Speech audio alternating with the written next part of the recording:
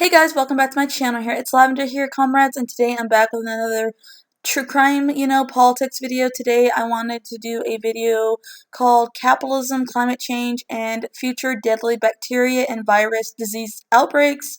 A deep dive into this, so let's get started into this video. My YouTube videos related to this topic will be on the screen right now if you guys would like to check my other videos out. And all my links sourced for this video in particular topic will be in the description box down below of this video. So let's get started into this video.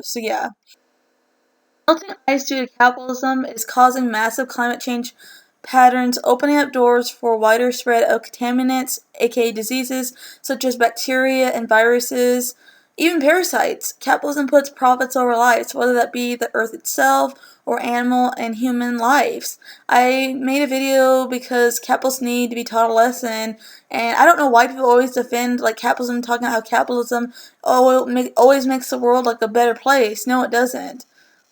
Capitalism has really, really bad effects on the world, and that's just the truth. The effects of climate change due to capitalism are well seen and well documented all around the world and all around this globe and all around this earth. Melting, heating, permafrost in Siberia, melting glaciers and sea ice in the polar regions, and now scientists are learning about a shocking, alarming result of the shift in climate change, the wider spread of wildlife diseases and outbreaks. One of the perfect examples of this happened only a few years ago, around 2016, an anthrax outbreak among caribou, aka reindeer, in Siberia, Russia, thought to be a result of thawing permafrost in the area. During this whole event, dozens of people have been hospitalized. One child had died from this disease. The government had to intervene and had to airlift some families out of the area where this outbreak was happening because more than 2,000 reindeer and caribou populations in that area had been affected with the deadly disease.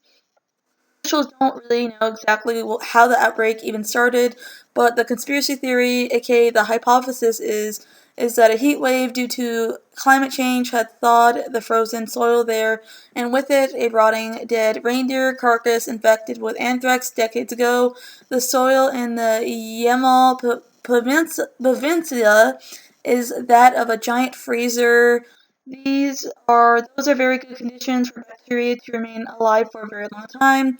In this case, bacteria were anthrax in particular, and more than 75 years ago, that bacteria killed a reindeer. That disease killed a reindeer, aka caribou. The carcass got covered in a thin layer of permafrost. Russian officials think for decades it lay there frozen and dormant. Then, as the heat wave hit due to climate change, and a thicker layer of permafrost melted, the reindeer's diseased carcass rose from the surface, and the theory goes, as it warmed up, so did the anthrax, and it eventually ended up spreading, and the spores spread across the tundra, infecting reindeer and caribou grazing nearby, picked up the disease on the ground. It's not that easy to dig in the permafrost to bury these animals. That means anthrax outbreaks in Siberia could often occur in the future every summer because it's the perfect unstable temperatures. The permafrost is unstable as in the temperatures, and it's not just anthrax that could be a problem in the permafrost. People and animals have been buried in permafrost for centuries. There could be bodies infected with all kinds of viruses and bacteria as a whole, frozen in time, waiting to be let loose. Right now alone, a few days ago, it's 70 degrees warmer than normal in eastern Antarctica. Scientists are shocked at the results. Warm ocean temperatures threaten to destabilize Antarctic's main glacier, a slab the size of Florida, the state that contributes about 4% of the annual global sea level rise by altering animal behavior and removing physical barriers lost by sea ice may create a new pathways for animal movement and introduction of infectious diseases into the Antarctic and pathogens, says a paper published by scientific researchers. A recent scientific study published the study in the journal Scientific Reports. It explores how melting ice may be facilitating the spread of a disease called Focaine distemper virus (PDV) among marine mammals. PDV, a highly infectious contagious virus, can afflict marine animals with a respiratory condition and neurological problems, and also make the affected animals more susceptible to secondary infections as well. A thing published in 1988, a outbreak of PDV killed over 23,000 European harbor seals, and a 2000 epidemic of disease killed over 30,000 in 2004. Scientists found the same disease was affecting sea otters in Alaska. They indicated they believe melting ice may be the cause to blame of this. There have been other outbreaks caused by poverty due to capitalism as a whole, because capitalism is misery. There have been other outbreaks caused by poverty due to capitalism as a whole, because capitalism is misery.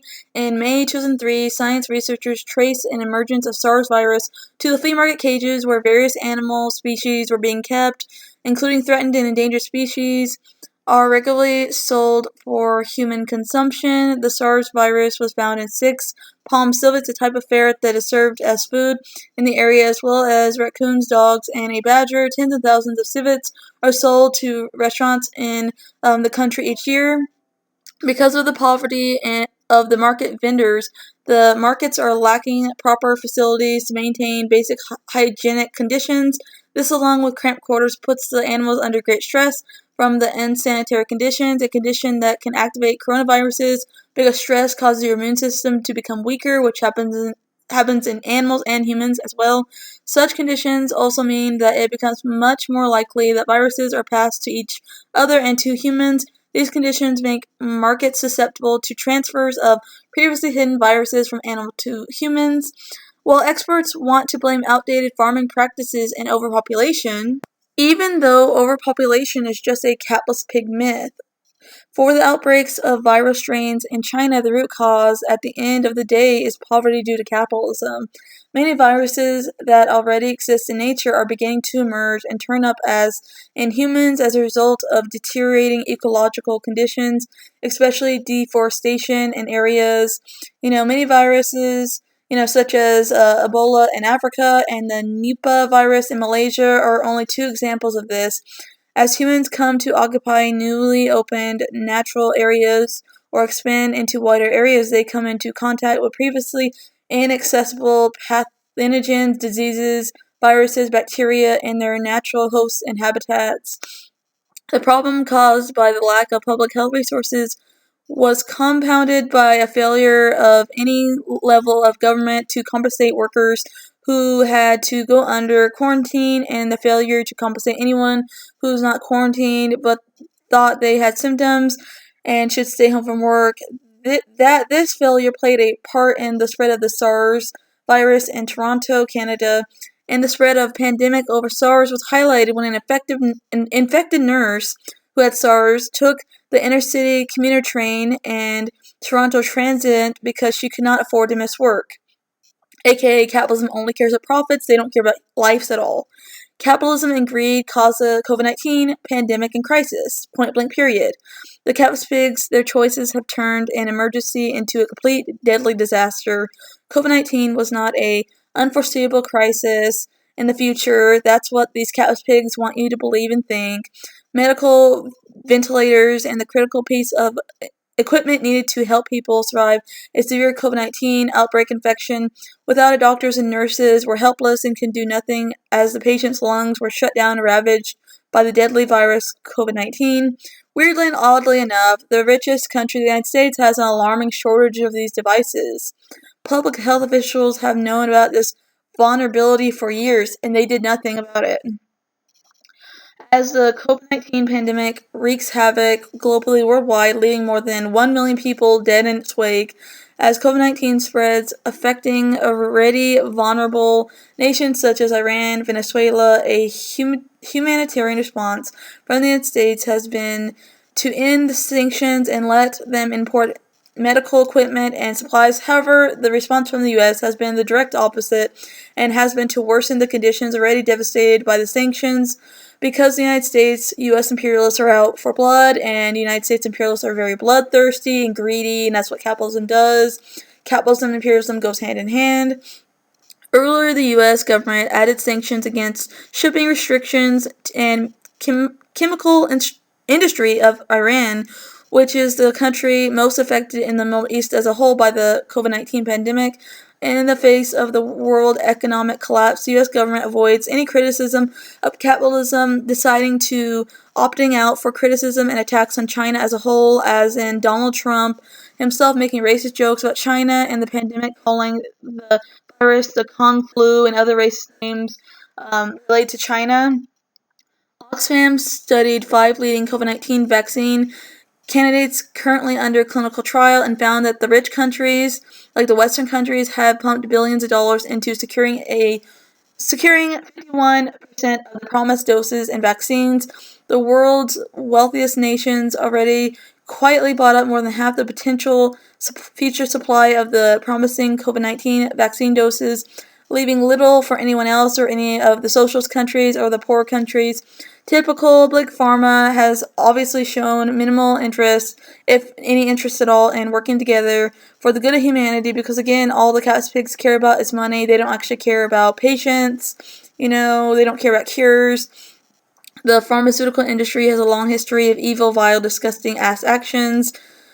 Gilead itself is being sued in the United States and accused of deliberately holding back life-saving HIV drug for years to extend the profitability measures of its previous inferior one. America's billionaires, such as Bill Gates himself, for example, is giving only $300 million for COVID-19 relief, a number too large for most of us to fathom. But here's the thing. According to his estimated wealth, as in his writings, Bill Gates is given just 0.3% of his net worth. He's hoarding all his wealth. Like these cat's pigs are hoarding money built on the backs of the exploitation of the capitalist wage slave. Bill Gates went on to actually say, well, there's only so much vaccine factories in the world, and people are very serious about the safety of vaccines, and so moving something that has never been done, moving a vaccine, say a Johnson & Johnson factory to a factory in India, it's novel. It's only because of our grants and expertise that this can all happen. The thing is that holding things back in this case is not intellectual property. It's not like some ideal vaccine factory with a regulatory approval that makes magically safe vaccines. You've got to do the trials on these things, and every manufacturing process has to be looked at in a very careful way. Arguably, more than any other single figure, the billionaire has mobilized his immense personal wealth and power to ensure that the interests of for-profit drug companies prevail over global public health. That's just typical capitalism, typical capitalist pigs. They only care about making money, that's it. Other viruses due to capitalism and climate change that are spreading in the future that could spread are the Zika virus, a Zika virus that typically causes no symptoms or a mild fever and rash in adults can be devastating when it comes to pregnant women. It can end up causing severe miscarriages or even a stillbirth. In a warming world, the distribution of these disease carriers may spread. The mosquito is currently mostly found in the tropical areas and, in like the southern part of the United States, Africa, Asia, all the tropical places. But anthrax isn't just the only pathogen potentially biding its time in the permafrost. In 2015, researchers announced that a giant virus they discovered in the Siberian permafrost was still infectious after 30,000 years. Fortunately, the virus affects only amoebas and isn't dangerous to humans, but its existence alone raised very, well-balanced concerns that the deadlier pathogens, such as smallpox or unknown viruses thought extinct, may be lurking in the permafrost, just waiting for a time to attack as soon as climate change makes the climate, go up, as in the heat. Tick-borne illnesses expands like mosquitoes. Ticks will probably find a new habitat as the climate warms up, and they'll bring their diseases with them as they move on to different areas. One emerging example is babetosis, a tick-borne illness caused by the parasite Babista macraghi. This disease is primarily found in the northeast and upper Midwest in the United States, and infections occur mainly in the summer when ticks and people as a whole are more active. Longer, warmer summers could mean more people have the opportunity to come down with this disease. Also, Lyme disease likewise could spread into new areas as it's a tick vendor moves northward. because of the warmer climate.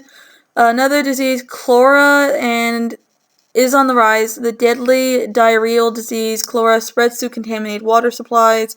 In the warming future, research suggests cholera outbreaks could increase. A study presented in 2014 at the annual meeting of the American Geophysical Union found that an increased heat and flood caused by climate change could mean more cholera in areas already plagued by poor sanitation. Flooding can spread contaminated water far and wide, and research reported while conditions of the drought can concentrate lots of cholera bacteria, this disease, in small volumes of water at either extreme, it's a lose-lose situation and scenario for public health.